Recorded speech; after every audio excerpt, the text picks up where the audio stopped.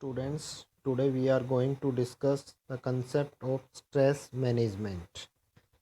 Uh, Before going to discuss stress management, we have first of all clear what is stress.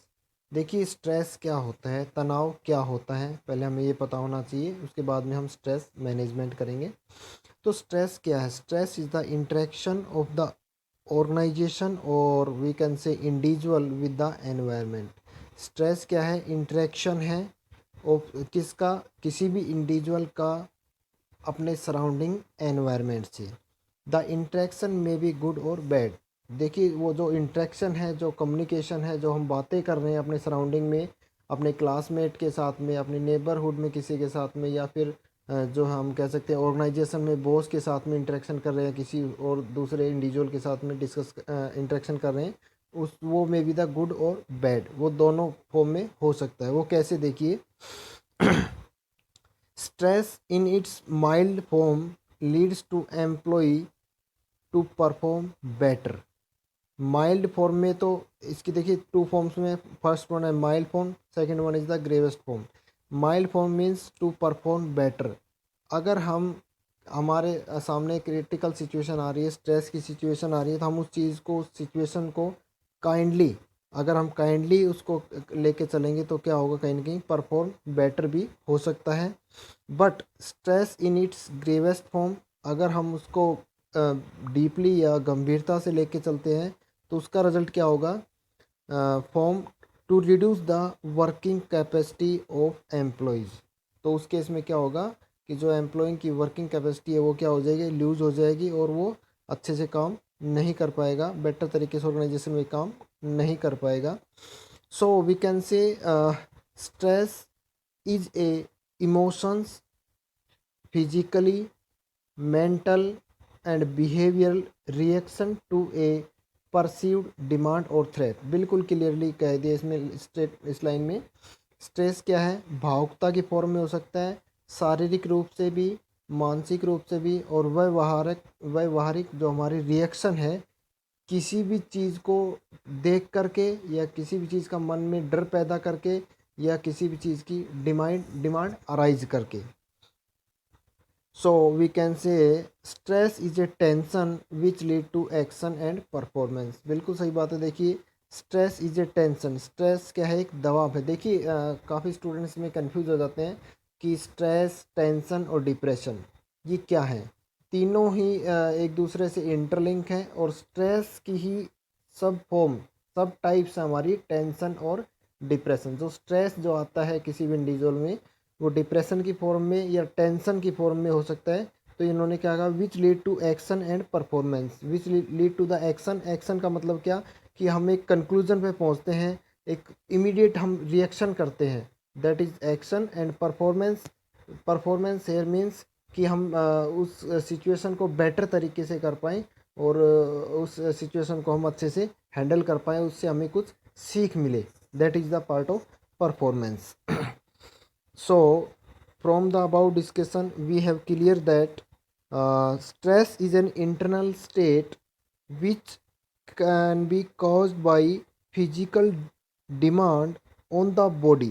बिल्कुल सही बात है। देखिए ये एक इंटरनल स्टेट होती है किसी भी इंडिविजुअल के। स्ट्रेस जो है ना, वो इंटरनली, आंतरिक रूप से, अंदर से हम किसी भी सिचुएशन को देख के, किसी भी हालात को देख करके, और हमारी physically demand of the body, हमारे मन में विचार आता है कि हमें इस चीज़ की डिमांड है, ज़रूरत है, ठीक है, on the body, which are evaluated as potential harmful, uncontrollable, out resources for coping.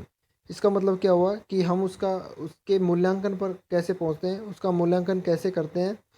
वो मे बी द हार्मफुल भी हो सकता है, अनकंट्रोलेबल भी होता है, और हम कहीं ना कहीं किसी की उसमें हम कॉपी भी कर रहे होते हैं। जैसे फॉर एग्जांपल एक ऑर्गेनाइजेशन में मान लीजिए क्या है कि एक प्रोडक्शन प्लांट थी, किसी भी प्रोडक्ट की अच्छे से चल रहा था, लेकिन मार्केट में क्या आ गया? कंपटीटर आ गया।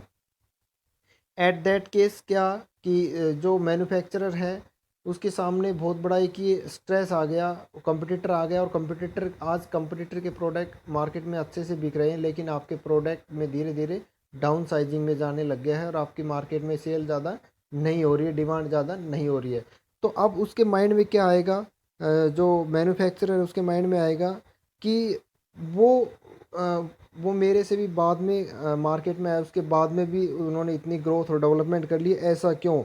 तो मतलब कहीं ना कहीं क्या है कि दूसरों की, हम कह सकते हैं कि कमाई को देखकर वो कैसे कर रहा है, मैं क्यों नहीं कर सकता, इस टाइप्स के क्वेश्चन इंटरनली जो है माइंड में डेवलप होते हैं, और उसके बाद में जो है हम उनके इवैल्यूएशन पे, रिजल्ट पर पहुंचते हैं।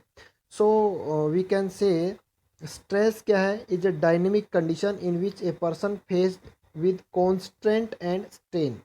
दो चीज़ें उनको प्रॉब्लम फेस करनी पड़ती है। First one is constant, constant mean restriction.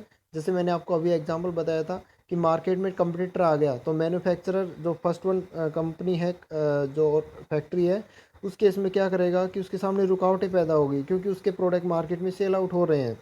And strain, strain means अब यहाँ पर क्या करेगा कि वो उससे भी बेटर करने की कोशिश करेगा, और जो भी कंपटीटर है उसको चैलेंज करने की कोशिश करेगा। क्यों? क्योंकि वो उसकी क्या है, इंटरनल स्टेट है, वो उसकी फिजिकली डिमांड है। अगर वो उसको जो है चैलेंज नहीं कर पाया, तो कहीं ना कहीं क्या है, मार्केट में सर्वाइव नहीं कर पाएगा और अपनी ऑर्गेनाइजेशन में ग्रोथ डेवलपमेंट नहीं कर पाएगा। तो कहीं ना कहीं क्या है, वो इस स्ट्रेस की सिचुएशन में आ जाता है।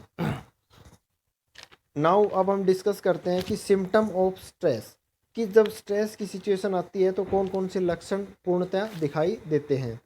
फर्स्ट वन है इंसोमिया। इंसोमिया मतलब क्या है कि नींद नहीं आना। इंसोमिया मतलब होता है नींद नहीं आना। तो इस केस में क्या होगा कि उस इंडिविजुअल को क्या है, अच्छे से वो सो नहीं पाएगा, रात में सो रहा है, बुरे बुरे सपने सपने आ रहे हैं, या फिर जैसे रात में कभी सो रहा है फिर उठ गया फिर सो रहा है। तो मतलब कहीं ना कहीं क्या है कि वो अच्छे तरीके से मेंटली जो है उसका माइंड डाइवर्ट है, और उस वजह से वो उसको नींद नहीं आती है, उसमें स्ट्रेस के सिम्टम हैं। सेकंड है high BP, blood pressure. Blood pressure कभी बहुत ज़्यादा हाई हो रहा है, कभी बहुत ज़्यादा लो हो रहा है, तो कहीं ना कहीं क्या है, वो भी स्ट्रेस के सिम्टम में आते हैं। Loss of appetite. Loss of appetite मतलब समय टाइम पर जो टाइम शेड्यूल है भूख लगने का, उसमें समय पर वो खाना नहीं खाता है।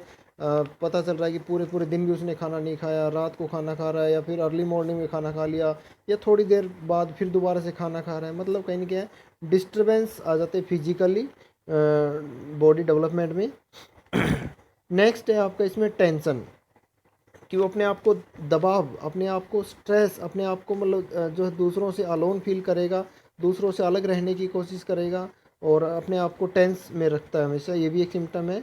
एंजाइटी, बहुत ही चिंता रहेगा, इमोशनल रहेगा, भावुकता रहेगी उसके मन में।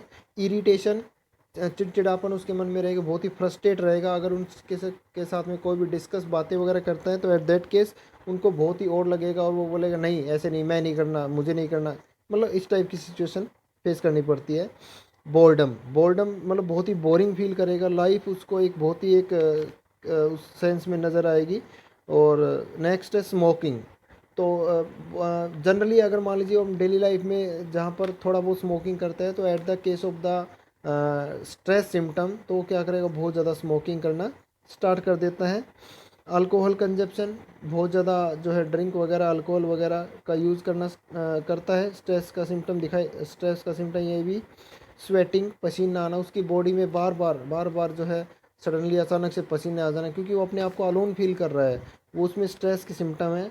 हाइपर एक्साइटमेंट, बहुत ज़्यादा एक्साइट हो जाना, किसी भी सिचुएशन को हैंडल करने के लिए, किसी भी मैटर के रिगार्डिंग बातें करने के लिए, तो उस टाइम पर बहुत ही जल्दी हाइपर हो जाता है। इसको, ये भी एक उसका सिम्टम है। फ्रीक्वेंट नीड ऑफ यूरिनेट, बार बार जो है पेशाब करने के लिए जा रहा है, तो ये भी क्या है, स्ट्रेस का सिम्टम है। ओके स्टूडेंट्स, नेक्स्ट लेक्चर में हम डिस्कस करेंगे कॉजेज और सोर्सेज ऑफ स्ट्रेस।